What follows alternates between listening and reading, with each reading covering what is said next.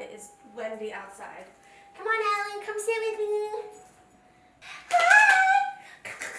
Okay, hi cuties. It's time for take 2.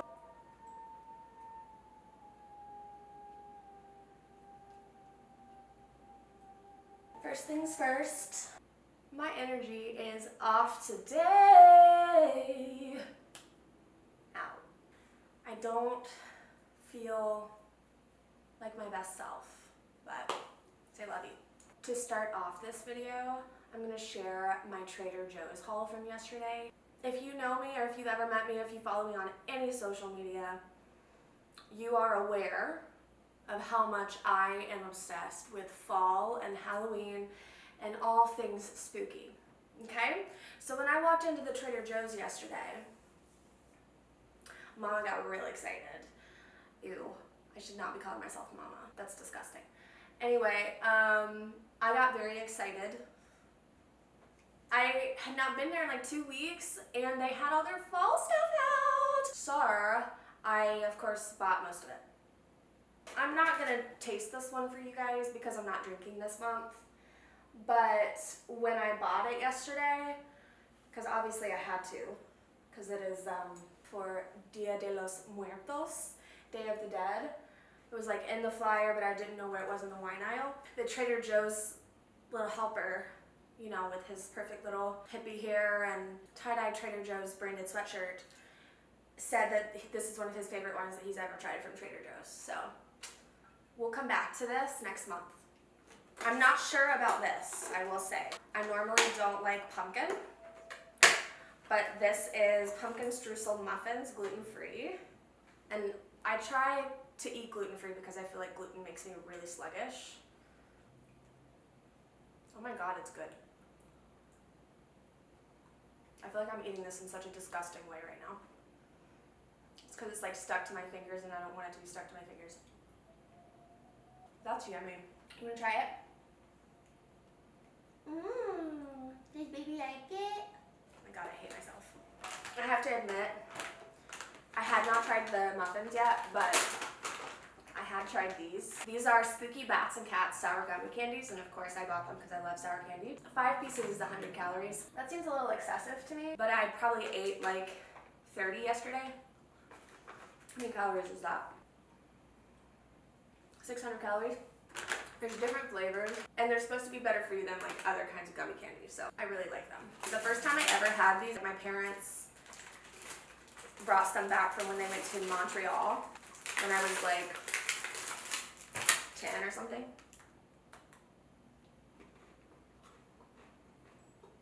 If you've never had it, it's basically like a maple flavored vanilla Oreo, but better.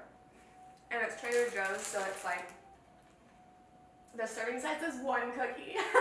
And it's 110 calories. It doesn't seem as healthy as some other Trader Joe's things, to be honest, now that I'm looking at the caloric intake and the ingredients. Okay, one more thing. I did also buy pumpkin ravioli, but I don't want to cook right now, so I'm not going to try that for you guys. Moment of truth. It's really good. Have you guys ever like had a cocktail before where it's like sliced lemons, cinnamon sticks, apple cider, and whiskey in a crock pot? You have to make sure it doesn't get too hot because you don't want to cook the alcohol out of the whiskey. It is an excellent fall cocktail. This is really delicious though. Okay, so I wanted to share a bit of an update on my first single called Alabama. Recording has been a humbling experience for me, honestly, because I've been playing piano for 23 years, right? I play guitar, I've been singing forever, I know how to sing with a band, I have good rhythm, all that jazz. But recording is an entire other art, and I did not know that. And so after the first day of recording that we did for Alabama, I re-listened to my favorite artists and my favorite songs from them. You gain such an appreciation for the art that it is and the talent that it takes to create a beautifully recorded song. It's so much work. And God bless Riley, my producer, because basically, I don't know if he thought it was just gonna take one day or what, but we are basically almost 2 full days in now, and there's a lot of back-end work that he does when I'm not there. And we definitely have at least one more half day for this single before he can finish it and I can put it out. But I just am so passionate about the music that I'm making that I'm not gonna half-ass it and put something out there that I'm not proud of. You know, we're not gonna do that. We're gonna make sure that this first single that I made really represents who I am, where my talent lies, what I have to say, and that it honors the day that it's about. So what's been really cool is getting into the studio and learning how to record and putting this song together in such a beautiful and artistic way with different elements that really excite me and add to the ambience and the atmosphere of this song. When I shared with Riley the words that I wanted to represent the final song and final product that we're gonna create, I said atmospheric, sexy, vulnerable, and emotional. Because, as I've said, Hi! Are you in the jungle? Say, I'm just climbing, Mommy. Just exploring my domain. And I feel like that's the direction that we're headed with the song. I'm very proud of it. I feel as if it represents the emotionality of the day that it is about, which is one of the most difficult days that I've experienced when it comes to my mental health, and heartbreak and loss and abandonment, and learning hard truths. We put some beautiful elements in there when it comes to like atmosphere in the background, making sure that it sounds really full and expressive in all the ways that it deserves to. It's so important to me that it doesn't sound too perfect. I'm still finding my sound, but what I'm doing is expressing deep, raw emotion, and I want my music to reflect that, and I want you to feel something when you listen to it. Music should be fun at times, but I also think that there's a time and a place for sad music. Music that reminds you when you felt your craziest. Music that reminds you of people that you love that are no longer here. Existential dread. If it makes you feel something, I plan to write about it. I just am wildly uninterested in creating something that isn't real and raw, because that's why I'm doing this in the first place. I want to process the things that I've been through, bring you along on that journey if you want to come, and share the talent that I have, that I'm gifted with, that I'm so grateful for and so proud of.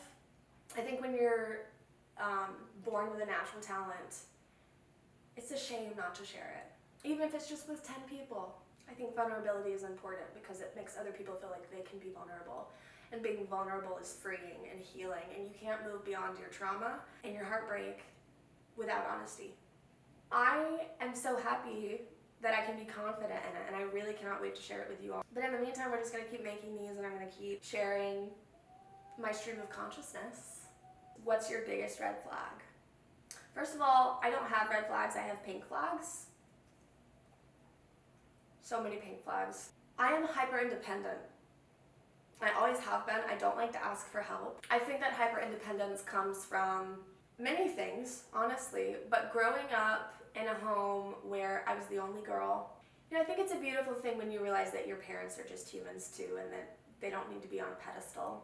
It's not fair to them for you to hold them to such high expectations. Just like everyone's parents, my parents were very human, and I struggled with things in my home life. I was homeschooled all 12 years of school. We moved a lot. I didn't really have any friends that were consistent in my life, except for my brother Jordan, my older brother, who is 30. And it sounds like a jet is taking off. I'm so grateful for my parents. I'm grateful for all that they've done for me, but I also live in reality. And I grew up in a southern area, went to churches where there was rampant misogyny. I'm still dealing with the consequences of that. Short story long, I'm hyper independent because I grew up too fast. Part of that is my fault, because I made choices that separated me from my family and did not allow me to have a strong relationship with them during pivotal years. Those choices were a response to things that they did that pushed me away and made me feel unsafe and made me feel like I couldn't share my truth or be honest with them. And it was really difficult. I felt like I was in jail for most of my teenage years. I was adjacent to a cult when I was younger and then fully integrated into one when I was older, around 14 until 16. I'm dealing with the consequences of that too. All of these experiences greatly affect the way that I see the world. I now identify as agnostic, I'm liberal, I'm feminist. I'm proud of that. I rose above my circumstances and I chose to take control of my own life instead of letting other people decide things for me. Yes, I have had wildly unhappy moments and very difficult times, and leaving your religion after you've been integrated so deeply into it from birth, it's one of the most difficult things that one can do, in my opinion, when it comes to worldview. You know, I think I've had moments where I felt regret, as have we all, but truly I wouldn't change a thing. Because every decision that I ever made prior to this moment, every person that I ever met up until this point, every conversation that I've ever had, everything that I've ever learned, every book that I've ever read, every show that I've ever watched, every place I've ever been, has brought me to where I am in my life now. And I'm so proud of who I am now. And I really want to inspire you to be proud of who you are now and to not live with regrets. Because there are things in your control and there are things not in your control. And you have the capability to identify what you can change and be progressive about it. Be proactive about it. Choose yourself. I left a 10-year relationship in September last year. 10 years. I started dating him when I was 16 years old. It was nearly impossible. I made massive mistakes along the way because I did not know how to break up with someone. I should have done it long before I did. It wasn't fair to him, it wasn't fair to me. Yet it all taught me something that I needed to learn in order to move forward and become the best version of myself. And life is a journey. We will never self-actualize to the best that we can possibly be. But there's so much that we can do individually, interpersonally, as members of different groups, members of a church, members of a school, members of a political party, members of a country. We all have a lot more in common than we think. So anyway, I digress. What was the question? What are my red flags? Probably one of my red flags is that I think that I have some wisdom to share with the world when really I don't know jack shit. Another very important lesson that I've learned is patience with yourself, with other people, with your circumstances. Don't jump the gun. Don't do things faster than you need to. It'll happen when it needs to happen. You'll know what's right when you need to know what's right. I don't really identify as a spiritual person at all, but I do believe in serendipity. I do think that sometimes things line up and they show you exactly where you're supposed to be, or they show you where you're not supposed to be. And sometimes it's really fucking hard because you have to let go of a lot of things. What you perceived your future would be and what it actually is. Reconciling the two. Final question. What are my favorite shoes that I own? One of my best friends sent me this question on Instagram. She already knows the answer. I do love these. They're pretty cute.